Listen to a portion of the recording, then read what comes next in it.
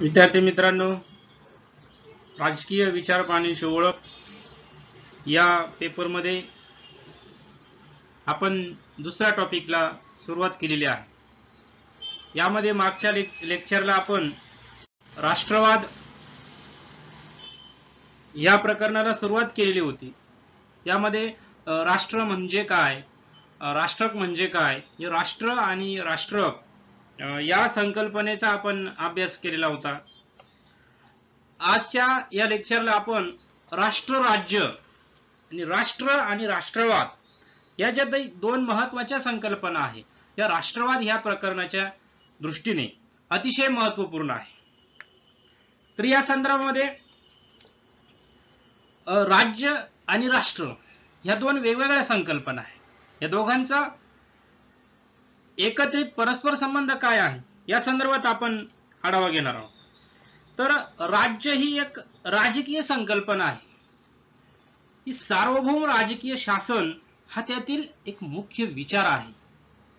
राज्य म्हणजे विशिष्ट भूप्रदेशावर कमी अधिक लोकसंख्येने वास्तव्य करणारा जनसमुदाय की जो शासनाच्या नियमांचे पालन करतो आणि अंतर्गत व बाह्य दृष्टीने सार्वभौम असतो. सार्वभौम याचा अर्थ असा की तो जो अंतर्गत आणि बहिर्गत बाबतीमध्ये कुठल्याही परकीय सत्तेच्या दबावाखाली नसतो. स्वतंत्र असं त्याचं शासन कारभार असतो. शासकीय दृष्टिकोनातून तो स्वतंत्र असतो. असा या सार्वभौम या शब्दाचा अर्थ आहे. याचाच दुसरा अर्थ असा होतो की विशिष्ट भूप्रदेशावर स्वतःचे सार्वभौम राजकीय शासन निर्माण करणारा लोकसमुदाय म्हणजे राज्य होय. म्हणजे राज्य म्हणजे काय, तर विशिष्ट भूप्रदेशावर स्वतःचं राजकीय शासन सार्वभौम, ते सार्वभौम राजकीय शासन जो समाज निर्माण करतो स्वतंत्र भूमीवरती किंवा स्वतःच्या भूमीवरती, तर या समुदायाला सार्वभौम राज्य असं म्हटलं जातं. असे जरी असले तरी केवळ एका सार्वभौम सत्तेच्या नियंत्रणाखाली वावरणाऱ्या लोकांना राष्ट्र म्हणता येत नाही. राष्ट्राचा अर्थ वेगळाच आहे.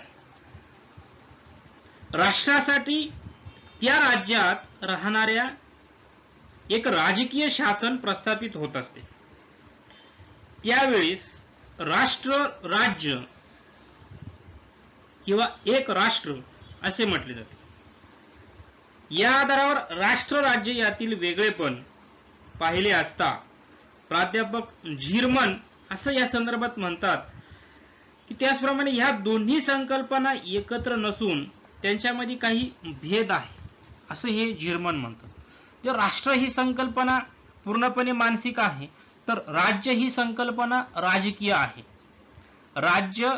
राष्ट्र व्यक्तिनिष्ठ असते तर राज्य वस्तुनिष्ठ आहे. राष्ट्रीयत्व ही मनाची अवस्था आहे तर राज्य निर्मिती ही कायद्याची स्थिती आहे. राष्ट्र हा आध्यात्मिक ठेवा आहे तर राज्य ही एक जबाबदारी आहे. राष्ट्रीयत्व हा चिंतनाचा, अनुभवाचा व जीवनाचा मार्ग आहे तर राज्य निर्मिती ही सुसंस्कृत जीवनापासून वेगळी न करता येणारी अशी अवस्था आहे. या झिरमन यांच्याप्रमाणे CJH हेस यांनी सुद्धा राष्ट्र व राज्य यामध्ये भेद केलेला आहे. हेस असं म्हणतात की राज्य हे राष्ट्रीयत्वावर आधारित असते तर राष्ट्र हे राज्याशिवायही असू शकते. राज्य ही मूलभूत राजकीय संकल्पना असून त्यातील मुख्य आशय हा राजकीय असतो तर राष्ट्र ही संकल्पना सांस्कृतिक असून तिच्यामध्ये राजकीय आशय हा दुय्यम स्थानी असतो. अशी राष्ट्र राज्य या दोन अशा वेगवेगळ्या संकल्पना. राष्ट्र ही एक मानसिक अवस्था आहे. यामध्ये समान भाषा, समान वंश अभिप्रेत आहे. परंतु राज्य म्हणजे काय, तर ही सार्वभौमत्व म्हणजे राजकीय कारभार तिथे चालणार आहे. राजकीय दृष्टिकोनातून राज्य ही संकल्पना अभ्यासली जाते. परंतु मानसिक आणि भावनिक आणि आत्मिक दृष्टिकोनातून राष्ट्र या संकल्पनेचा अभ्यास केला जातो. यानंतर राष्ट्र आणि राष्ट्रवाद यामधील काय संबंध आहे, काय भेद आहे, हे आपण बघणार आहोत. राष्ट्र आणि राष्ट्रवाद म्हणजे नेशन आणि नॅशनलिझम इंग्लिशमध्ये त्याला असं म्हणतात. या राज्यशास्त्रातील अतिशय महत्वपूर्ण संकल्पना आहे राष्ट्र आणि राष्ट्रवाद. अर्नेस्ट बर्कर हे एक विचारवंत आहे. ते असं म्हणतात की जेव्हा विशिष्ट भूप्रदेशावर वेगवेगळ्या वंशाच्या परंतु समान इतिहासामुळे समान विचार आणि भावना असणाऱ्या लोकांचा समूह एकत्र येतो तेव्हा राष्ट्र निर्माण होत असते. अशा राष्ट्रातील लोकांमध्ये सामान्यपणे धार्मिक श्रद्धा समान असतात. तसेच आपले विचार आणि भावना व्यक्त करण्यासाठी ते समान भाषा सुद्धा वापरतात. तसेच आपल्यातील समान इच्छांची पूर्ती करण्यासाठी जेव्हा ते स्वतंत्र राज्याची निर्मिती करतात तेव्हा तेथेही संकल्पना पूर्णत्वास येते. तर अर्नेस्ट रेनान हे जे विचारवंत आहेत ते असं म्हणतात की ऐतिहासिक भूतकाळात भव्य दिव्य समान वारसा लाभलेल्या आणि भविष्यात भव्य दिव्य साध्य करण्याची इच्छा बाळगण्याच्या भावनेतून राष्ट्र निर्माण होत असते. म्हणजे भूतकाळामध्ये काहीतरी भव्य दिव्य वारसा लाभलेला आहे, समान वारसा लाभलेला आहे अशा ठराविक समूहाला, तर हा समूह भविष्यामध्ये सुद्धा असं काहीतरी भव्य दिव्य जे पूर्वजांना जे अनुसरून त्यांचं एक भव्य दिव्य कार्य करण्याची एक प्रेरणा त्या पूर्वजांकडून मिळत असते. असं समाज किंवा असा समूह या राष्ट्र या संकल्पनेमध्ये अभिप्रेत आहे. राष्ट्र निर्मितीच्या व्याख्यांचा संबंध जर लक्षात घेता, राष्ट्र निर्मितीसाठी समान वंश, समान भाषा, समान धर्म, समान रहिवास, समान इतिहास, समान परंपरा व समान राजकीय आकांक्षा इत्यादी घटकांच्या सहाय्याने विशिष्ट भूप्रदेशावर वास्तव्य करणाऱ्या लोकांच्या ठिकाणी जी भावनिक एकात्मता व आत्मीयता निर्माण होते ती एकात्मतेची भावना म्हणजे राष्ट्रवादाची भावना. राष्ट्रवादाचा अर्थ थोडा विस्तृत आहे. इथं समान भाषा बोलणारे लोक, समान वंश असणारे लोक, समान धर्म असणारे लोक एकत्र येऊन एक समान राजकीय आकांक्षा ठेवत असतात आणि त्यांच्यामध्ये भावनिक आणि एकात्मता निर्माण होत असते, आत्मीयता निर्माण होत असते.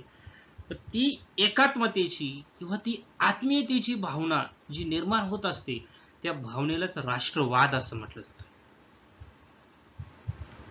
म्हणजे राष्ट्रवादाची ही संकल्पना राष्ट्र या संकल्पनेशी निगडीत असणारी संकल्पना आहे. राष्ट्रवाद ही संघ वा गट भावना असून मानवाची ती मानसिक तसेच सामाजिक अभिव्यक्ती आहे.